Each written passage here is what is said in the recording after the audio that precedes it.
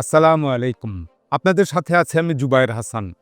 পাকিস্তান এবং যুক্তরাষ্ট্র তাদের সামরিক ঘনিষ্ঠতা দিন, দিন বেড়েই চলেছে। এর সর্বশেষ উদাহরণ হলো গত ৮ ডিসেম্বর দেখা গেল যে ইউএস যে ডিফেন্স সিকিউরিটি কোঅপারেশন এজেন্সি আছে আ বা ডিএসসিএ তারা যুক্তরাষ্ট্রের কংগ্রেসকে ৮ ডিসেম্বর একটা চিঠি দিয়েছে। সেখানে এই পাকিস্তানের যেগুলো F-16 মার্কিন জঙ্গি বিমান রয়েছে সেগুলোর উন্নত প্রযুক্তি এবং খুচরা যন্ত্রাংশ এটা সরবরাহ করার জন্য একটা চিঠি দিয়েছে এবং এটার মূল্য প্রায় ৬৮৬ মিলিয়ন মার্কিন ডলার। তো অনেক বড় একটা। তো এই সাহায্যের মাধ্যমে পাকিস্তান তার F-16 যুদ্ধ বিমানগুলো ২০৪০ সাল পর্যন্ত পূর্ণ শক্তিতে যুদ্ধ করতে সক্ষম থাকবে এবং যেটা বলা হয় বা ধারণা করা হয় যে পাকিস্তানে ৮৫টির মতো F-16 জঙ্গি বিমান রয়েছে, যেগুলো মার্কিন যুক্তরাষ্ট্র ১৯৮০ সাল থেকে ১৯৯০ সালের মধ্যে দিয়েছিল। তো আমরা দেখতে পাচ্ছি যে সাম্প্রতিককালে শুধু এই সামরিক সহযোগিতায় নয়, যুক্তরাষ্ট্র এবং পাকিস্তানের মধ্যে সামরিক সহযোগিতা বা অন্যান্য অর্থনৈতিক সহযোগিতা বা রাজনৈতিক সহযোগিতা দিন, দিন বৃদ্ধি পাচ্ছে। ডোনাল্ড ট্রাম্প এবং পাকিস্তানের de facto leader field marshal Asim Munir তাদের মধ্যে একটা খুব ঘনিষ্ঠ সম্পর্ক তৈরি হয়েছে। একে অপরকে বিভিন্ন ফোরামে তারা প্রশংসা করছেন। আমরা দেখতে পেয়েছিলাম যে পাকিস্তান সরকার ডোনাল্ড ট্রাম্পকে নোবেল শান্তি পুরস্কার প্রদানের জন্য মনোনীত করেছিল এবং পাকিস্তানের প্রধানমন্ত্রী শাহবাজ শরীফ তিনি ১৩ অক্টোবর মিশরে যে গাজা শান্তি সম্মেলন অনুষ্ঠিত হয়েছিল সেখানে ডোনাল্ড ট্রাম্পের একেবারে ভূয়সী প্রশংসা করেছিলেন, যেটা একেবারে কূটনৈতিক রীতিনীতি ভঙ্গ করে ব্যক্তিগত পর্যায়ে বসকে যেভাবে তৈলমর্দন করে ঠিক সেভাবেই তিনি প্রশংসা করেছিলেন। ডোনাল্ড ট্রাম্পও তাতে আপ্লুত হয়েছিলেন। তিনি বারবার এই পাকিস্তানের সেনাপ্রধান ফিল্ড মার্শাল আসিম মনির, শাহবাজ শরীফ তাদের প্রশংসা করছিলেন এবং আরও কয়েকটা ফোরামে যখন ডোনাল্ড ট্রাম্প রাষ্ট্রীয় ভিজিটে গিয়েছিলেন তখনও ওই একই প্রশংসাগুলো করেছিলেন। তো ডোনাল্ড ট্রাম্পের সঙ্গে আসিম মনিরের এবছরের শুরুতে একটা ব্রেকফাস্ট মিটিং হয়েছিল হোয়াইট হাউসে একান্তে। এরপর ২০২৫ সালের ২৫ সেপ্টেম্বর শাহবাজ শরীফ যখন যুক্তরাষ্ট্র সফরে যান তখন আসিম মনিরও ছিলেন এবং সেখানে ডোনাল্ড ট্রাম্পের সাথে তাদের একটা বৈঠক হয়। তো এই পাক ভারত যে যুদ্ধটা হয়েছিল মে মাসের ৪ দিনের একটা যুদ্ধ, মে মাসের প্রথম বা দ্বিতীয় সপ্তাহে, তো তখন আমরা দেখতে পেয়েছিলাম যে ডোনাল্ড ট্রাম্প এই পাকিস্তান ভারত যুদ্ধবিরতির জন্য ভারতকে চাপ প্রয়োগ করেছিলেন। তো এই সম্পর্কটা বেশ একটা উষ্ণ সম্পর্ক তৈরি হয়েছে, এটা প্রমাণিত হচ্ছে। আরও অর্থনৈতিক ক্ষেত্রে দেখা গেল যে পাকিস্তান এবং যুক্তরাষ্ট্র ৩১ জুলাই তারা একটা বাণিজ্য চুক্তি করলো, যার ফলে পাকিস্তানের উপরে আরোপিত মার্কিন আমদানির শুল্ক এটা ডোনাল্ড ট্রাম্প কমিয়ে ১৯% তিনি নির্ধারণ করেন, যেখানে ভারতের এগেনস্টে এটা করা হয়েছে 50%। তো আরও আমরা দেখতে পেলাম যে ৮ সেপ্টেম্বর পাকিস্তান এবং যুক্তরাষ্ট্রের মধ্যে এই বিরল খনিজ পদার্থ উত্তোলন সংক্রান্ত একটা মেমোরান্ডাম অফ আন্ডারস্ট্যান্ডিং বা সমঝোতা স্মারক চুক্তি সই হয়, যেখানে পাকিস্তানের যে এই বিরল খনিজ পদার্থগুলো রয়েছে পাকিস্তান আফগানিস্তান সীমান্তে, লিথিয়াম জাতীয় যে লিথিয়াম সহ আরও অন্যান্য বিরল খনিজ পদার্থ, রেয়ার আর্থ ম্যাটেরিয়ালস যেগুলোকে বলে, তো এটা এখন যুক্তরাষ্ট্রের কোম্পানি পেয়েছে। স্ট্র্যাটেজিক মেটালস তাদেরকে এই কাজটি দেওয়া হয়েছে এবং আগামীতেও এই ধরনের আরও চুক্তি হবে বলে মনে হচ্ছে। এবং এই ২৫ সেপ্টেম্বর যে বৈঠকটা হয়েছিল যুক্তরাষ্ট্রে, যেখানে এই ফিল্ড মার্শাল আসিম মনির ছিলেন এবং শাহবাজ শরীফ ছিলেন, তো বলা হচ্ছে যে ওই বিরল খনিজ পদার্থের কিছু ম্যাটেরিয়ালস নমুনা স্যাম্পল হিসাবে ডোনাল্ড ট্রাম্পকে ফিল্ড মার্শাল আসিম মনির উপহার দিয়েছিলেন। এরপর ৩ অক্টোবর একটা রয়টার্স এবং ফিনান্সিয়াল টাইমস তারা একটা খবর বের করে যে পাশনি বন্দর, সমুদ্র বন্দর যেটা আরব সাগরের উপকূলে পাকিস্তানের রয়েছে, তো সেই বন্দরটা মার্কিন নৌঘাঁটির নির্মাণের জন্য পাকিস্তান এটা অনুমোদন দিয়েছে। তো এই খবরটা যখন বের হয় তখন পাকিস্তানের কর্তৃপক্ষ এটাকে সরাসরি অস্বীকারও করে না, আবার স্বীকারও করে না। তো এই পাশনি বন্দরটা হচ্ছে যে পাকিস্তান যে চীনের সহায়তায় যে গোয়াদার সমুদ্র বন্দর যেটা নির্মাণ করেছে সেখান থেকে দক্ষিণ দিকে সরে এসে ১১০ কিলোমিটার দূরে অবস্থিত। তো এটাও একটা খুব বড় ধরনের পাকিস্তান এবং যুক্তরাষ্ট্রের সহযোগিতার একটা অন্যতম নিদর্শন। তো এখন হলো যে কথাটা বলা যায় যে পাকিস্তান এবং যুক্তরাষ্ট্র এই সম্পর্কটা যে তৈরি হয়েছে বা এখন একটা উষ্ণ সম্পর্ক বিরাজ করছে, এটা কিন্তু নতুন কিছু নয়, এটা অনেক পুরনো সম্পর্ক।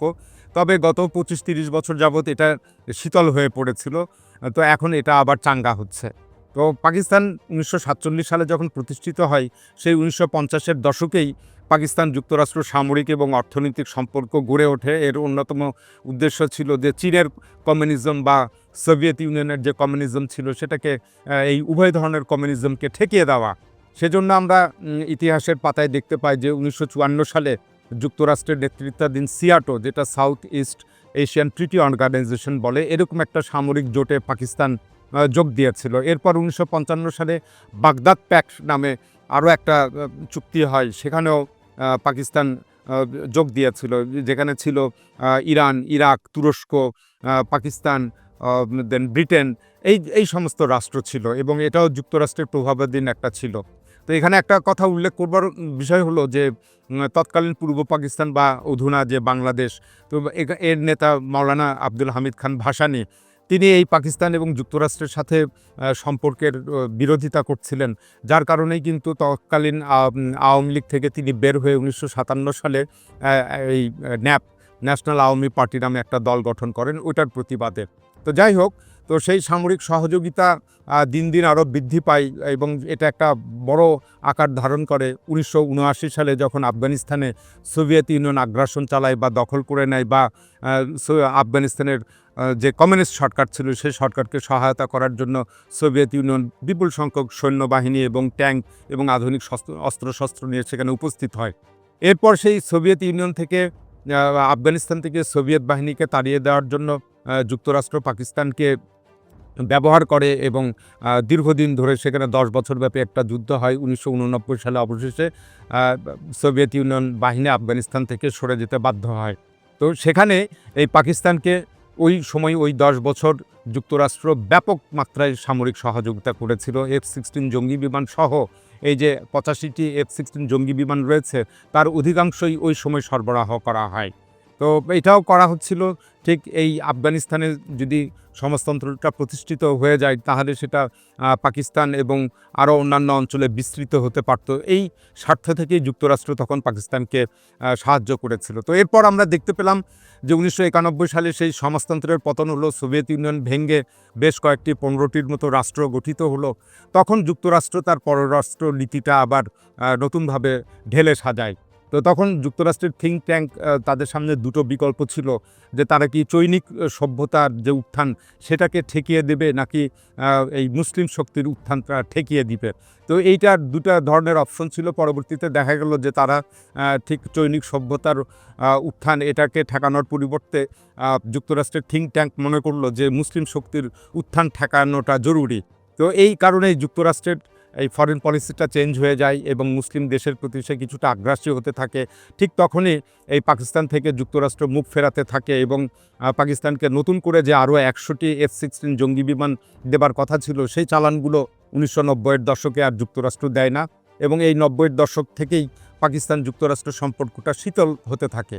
তো এই সম্পর্কটা একদম চূড়ান্ত খারাপ হয়ে যায় যখন 2001 সালের 11ই সেপ্টেম্বর টুইন টাওয়ারে একটা ভীষণ ন্যাক্কারজনক একটা সন্ত্রাসী হামলা ঘটনা ঘটে। তখন president George Bush war on terror বা বিশ্ব সন্ত্রাসবাদ বিরোধী যুদ্ধ এটা তিনি শুরু করেন।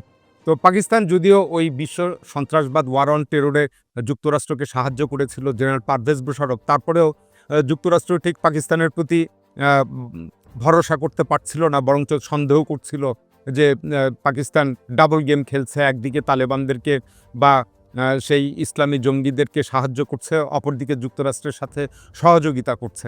তো এইভাবে চলতে চলতে 2011 সালে সেই আল কায়দার যে সন্ত্রাসী ওসামা বিন লাদেন, তিনি ধরা পড়েন পাকিস্তানের অভ্যন্তরে, যে পাকিস্তানের খাইবার পাখতুনখোয়া অঞ্চলে তিনি ধরা পড়েন। তখন এই সম্পর্কটা আরও খারাপ হয়ে যায়, যুক্তরাষ্ট্র পাকিস্তানের প্রতি আরও সন্দেহের মাত্রাটা বেড়ে যায়। কিন্তু অবশেষে সেই আফগান যুদ্ধের ইতি টানে যুক্তরাষ্ট্র নিজেই, কারণ প্রায় কয়েক ট্রিলিয়ন অর্থ ব্যয় হয়, সাফল্য এর বিপরীতে সেই কাঙ্ক্ষিত সাফল্যটা পায় না।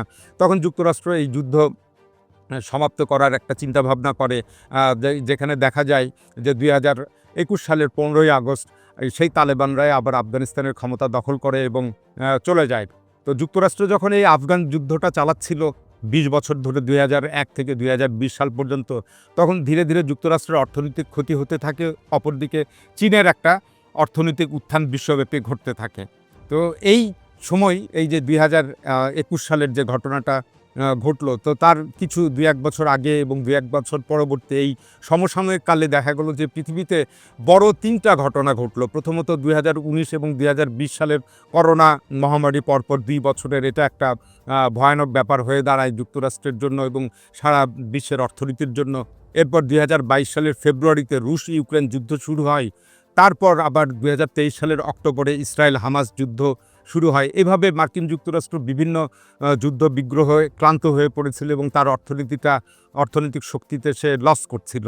তো এ থেকেই নতুন একটা পররাষ্ট্র নীতি যুক্তরাষ্ট্রের থিঙ্ক ট্যাঙ্ক আবার পুনরায় তারা রিশাফল করে, নতুনভাবে সাজায়, ঢেলে সাজানোর একটা পরিকল্পনা করে। তো ঠিক এই ধারাবাহিকতায় 2024 সালের 5 নভেম্বর সেই মার্কিন প্রেসিডেন্ট নির্বাচনে ডোনাল্ড ট্রাম্প দ্বিতীয় মেয়াদে তিনি পুনরায় প্রেসিডেন্ট নির্বাচিত হন এবং তিনি এই ইউরোপ, ন্যাটো, তারপর জাতিসংঘ, জলবায়ু তহবিল এগুলো থেকে তিনি মুখ ফিরিয়ে নিয়ে মার্কিন স্বার্থটা রক্ষা করার জন্য, অর্থনৈতিক স্বার্থ রক্ষা করার জন্য তিনি তৎপর হন এবং তার কর্মপরিকল্পনায় অন্যতম উপলক্ষ্য হয়ে ওঠে চীন এবং রাশিয়ার যে অর্থনৈতিক উত্থান এবং ভূরাজনৈতিক প্রভাবটা বিশ্বব্যাপী ছড়িয়ে পড়ছে, এটাকে ঠেকাতে তিনি তৎপর হন। তো এই পরিকল্পনার অংশ হিসাবেই ডোনাল্ড ট্রাম্প মনস্থির করেন যে মুসলিম দেশগুলোর সাথে সম্পর্ক পুনরায় স্থাপন করতে হবে, যেটা 1960, 1970, 1980-র দশকে যে সম্পর্কটা ছিল সেই সম্পর্ক গড়ে তুলতে হবে। তবে এক্ষেত্রে মার্কিন নীতি তারা নির্ধারণ করে যে ইরান এবং ইসরায়েল এই বিষয়ে তারা কোনো ছাড় দিবে না। মধ্যপ্রাচ্যে ইসরায়েলের স্বার্থটা রক্ষা করবে এবং ইরানকে কোণঠাসা করে রাখবে। এর বাইরে যতগুলো মুসলিম রাষ্ট্র আছে তাদের সবার সাথে সেই 1960, 70, 80-র দশকের মতো সম্পর্ক গড়ে তুলবে। আর এখন এই নীতিটা অবলম্বন করার জন্যই পাকিস্তান ঠিক এই সুবিধাটা, ভূরাজনৈতিক সুবিধাটা পেয়েছে এবং এখান থেকেই পাকিস্তান এবং যুক্তরাষ্ট্র পুনরায় সেই আগেকার মতো তাদের সামরিক, অর্থনৈতিক, রাজনৈতিক, ভূরাজনৈতিক, কূটনৈতিক সম্পর্কগুলো আরও মজবুত হতে থাকে।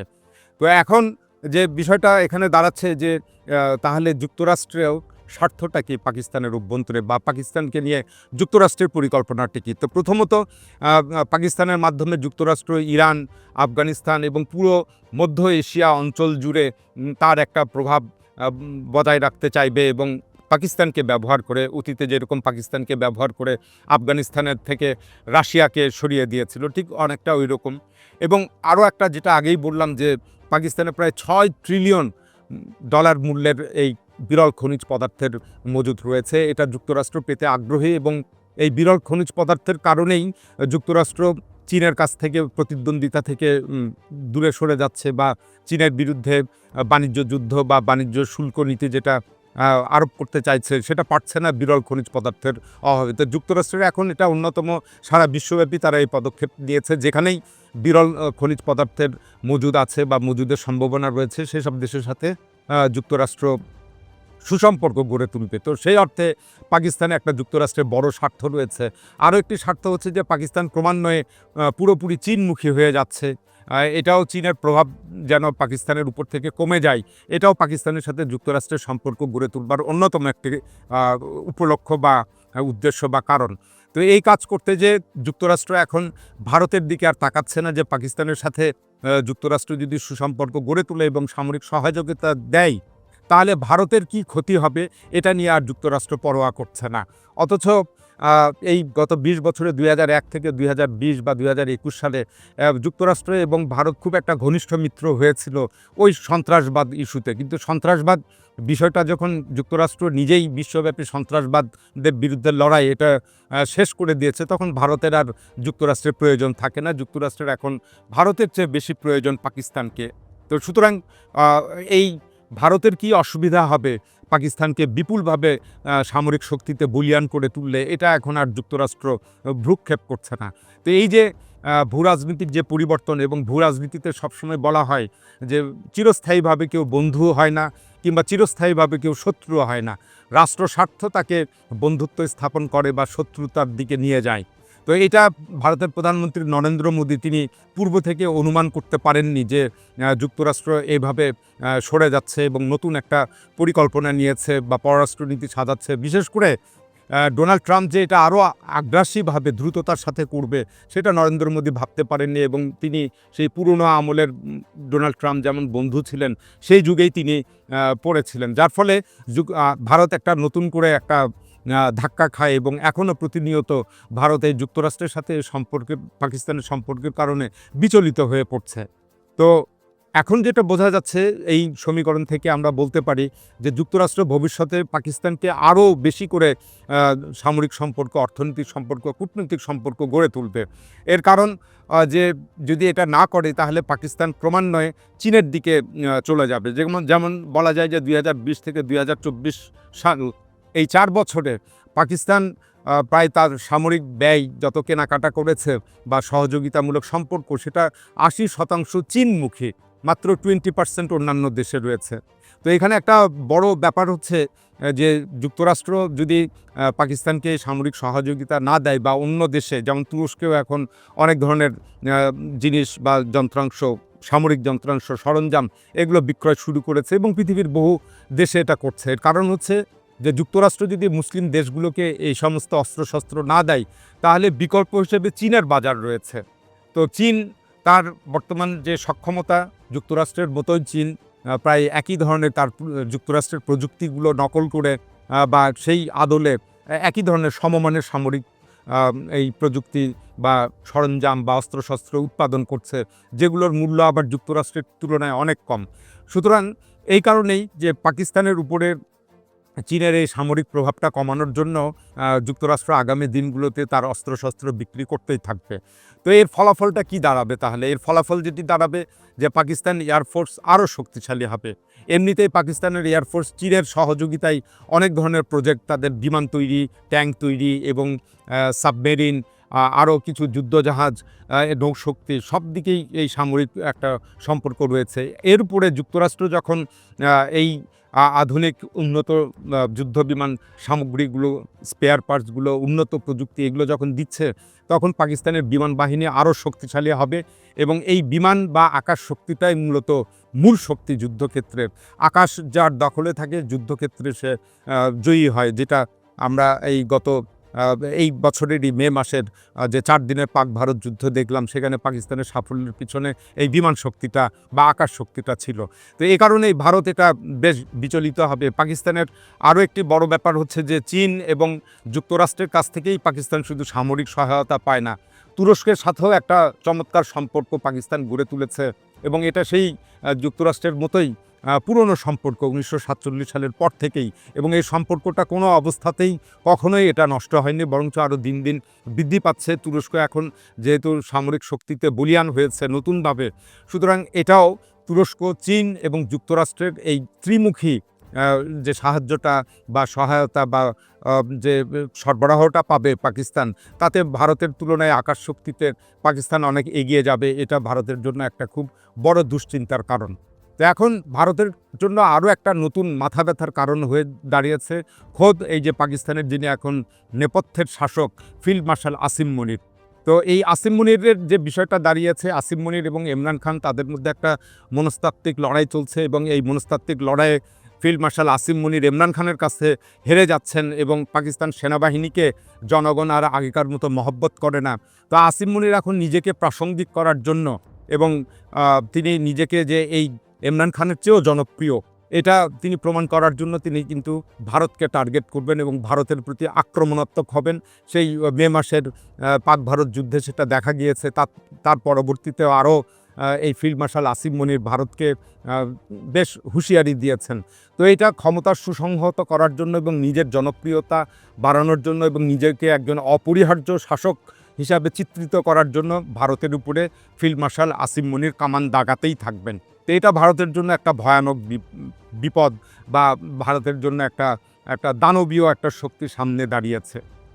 এখানে একটা বিষয় উল্লেখ করবার আছে, সেটা হচ্ছে যে 2022 সালের এপ্রিলে ইমরান খান যখন তার ক্ষমতাচ্যুত হন তখন ভারতীয় মিডিয়া এবং ভারতীয় কর্তৃপক্ষ এবং ভারতীয় শাসক দল বিজেপি তারা তুমুল একটা উল্লাস করেছিল যে ইমরান খান উৎখাত হচ্ছে। কিন্তু এখন দেখা যাচ্ছে যে ইমরান খানকে উৎখাতের পর এই ফিল্ড মার্শাল আসিম মনির যেভাবে ক্ষমতায় বসলেন সেটা ভারতকে আরও বিচলিত করে তুলছে এবং ভারত তখন কোনো ধরনের চিন্তাভাবনা না করেই এই ইমরান খানের বিপক্ষে দাঁড়িয়েছিল। তো এখন নিশ্চয়ই ভারত মনে করছে যে এই ইমরান খানই শাসন ক্ষমতায় থাকাটা ভারতের জন্য অনেক ভালো ছিল। এখন এ পর্যন্তই। আল্লাহ হাফেজ।